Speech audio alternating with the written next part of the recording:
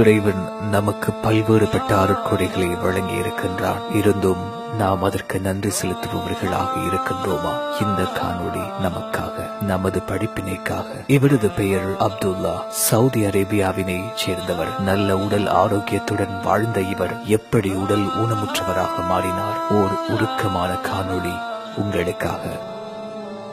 இன்று நான் உங்களுடைய விருந்தாளியாக இருந்தாலும் உங்களிடம் நான் ஒரு கேள்வி கேட்கிறேன். நீங்கள் அனைவரும் என்னை நேசிக்கிறீர்களா? இந்த காணொளியை காணும் நீங்கள் என்னை நேசிக்கிறீர்களா? அல்லாஹ்வை சாட்சியாக வைத்து சொல்கிறேன், நானும் உங்கள் அனைவரையும் நேசிக்கிறேன். மக்கள் என் மேல் கொண்டுள்ள நேசம், நான் அவர்கள் மேல் கொண்டுள்ள நேசத்தில் ஏதாவது வித்தியாசம் ஏற்படலாம். உங்களிடத்திலே ஒரு கேள்வி கேட்கவா? நீங்கள் அல்லாஹ்வை நேசிக்கிறீர்களா? நாம் அனைவரும் அல்லாஹ்வை நேசிக்கிறோம். இதில் நம்மிடத்தில் மாற்று கருத்தில்லை.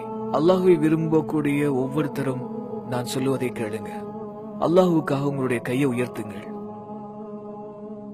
இந்த காணொளியை பார்க்கக்கூடிய நீங்களும் உங்களுடைய கையை உயர்த்துங்க. அல்லாஹ்வுக்காக கேட்கிறேன், உங்கள் கையை உயர்த்துங்கள். அல்லாஹ்வை நேசிப்பதற்காக கையை உயர்த்துங்க. யா அல்லாஹ், எல்லோரும் உங்களுடைய கையை உசத்தினீங்க. அல்லாஹ் உங்களுக்கு நற்கூலி வழங்குவானாக.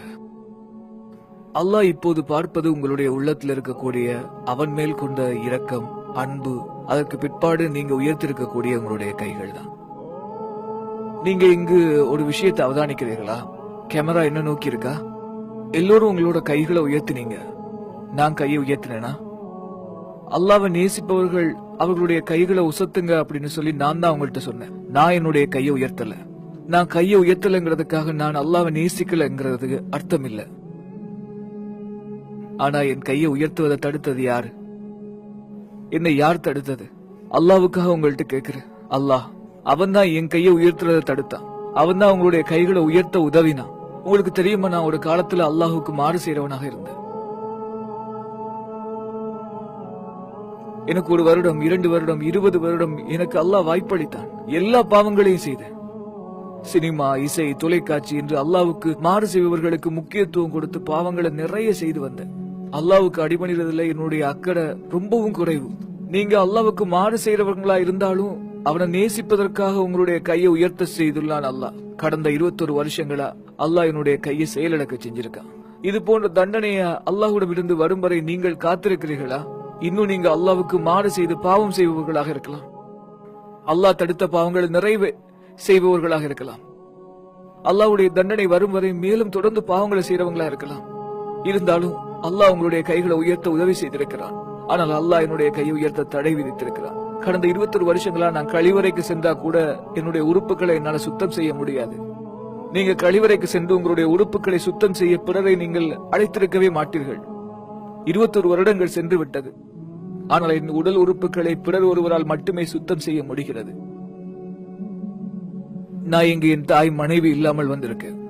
அவர்கள் என்னுடைய உடல் கழிவை பார்த்தால் உடனே சுத்தம் செய்வார்கள். இல்லைன்னா நான் இன்று ஜித்தா அல்லது நான் வசிக்கக்கூடிய மதினா நகரம் செல்லும் வரை என்னுடைய கழிவுகளை அவர்கள் சுத்தம் செய்வதற்காக காத்திருக்க வேண்டும். நான் உங்கள் மனதை கலங்க வைத்திருக்கலாம்.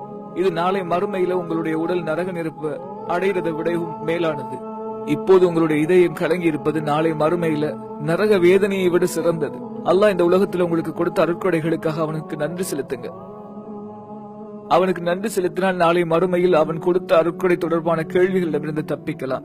நரக நெருப்பிலிருந்து அல்லாஹ் உங்களை பாதுகாப்பானாக. நீங்கள் இன்று உயர்த்திய கை மறுமையில் உங்களுக்கு சாட்சியாக இருக்கும். நீங்கள் அல்லாஹ்வுடைய கட்டளையை மீறினால் அந்த சாட்சி உங்களுக்கு எதிராக இருக்கும். நாளை மறுமையில ஒவ்வொருவருடைய வாய்க்கும் முத்திரையிடப்பட்டுவிடும். கை போன்ற உடல் உறுப்புகள் அவைகள் செய்தவைகள் பற்றி பேச தொடங்கும். அல்லாஹ் நேசிப்பதாக கூடி நீங்கள் உயர்த்திய உங்களுடைய கைகளும் சாட்சியாக இருக்கும். நீங்க தூரமாக்கி கொண்ட சினிமா, நாடகம் பார்ப்பது, இசை கேட்பது, கெட்ட பழக்கங்கள், புருவத்தை சிரைப்பது, ஆபாச படங்கள் பார்ப்பது, அந்நிய பெண்களுடைய அலைபேசி எண்கள் வாங்குவது, ஆண் பெண் தனிப்பட்ட வாழ்க்கையில விளையாடுறது, இணையதளங்கள்ல பெண்களோட ஆபாச படங்களை வெளியிடுறது, பார்க்கிறது, இது போன்ற பாவங்கள். லா இலாஹ இல்லல்லாஹ். அல்லாஹ்வை நினைவுபடுத்திக் கொள்ளுங்கள் சகோதரர்களே. கிடைத்த அருட்கொடைகளுக்காக அல்லாஹ்வுக்கு நன்றி செலுத்துங்கள். நீங்கள் வழி தவறி சென்றால் உங்களுக்கு பதிலாக வேறு ஒரு சமூகத்தை அல்லாஹ் உருவாக்குவான். அந்த சமூகம் உங்களை விட மிகச் சிறந்ததாக இருக்கும். சுப்ஹானக்கல்லாஹும்ம வ பிஹம்திக அஷ்ஹது அன் லா இலாஹா இல்லா அன்த அஸ்தக்ஃபிருக வ அத்தூபு இலைக். அல்லாஹுவின் தண்டனைகள் வருவதற்கு முன் அவன் தடுத்த அனைத்து பாவங்களையும் விட்டு விலகிக் கொள்பவர்களாக நாம் எப்போது மாறப்போகிறோம்? நம் இளமை, செல்வம், நேரம் என்று அல்லாஹ் நமக்கு கொடுத்த அருட்கொடைகளை கொண்டு அவனுக்கு மாறு செய்யாதிருப்போம். நரக நெருப்பிலிருந்து நம்மை பாதுகாப்போம்.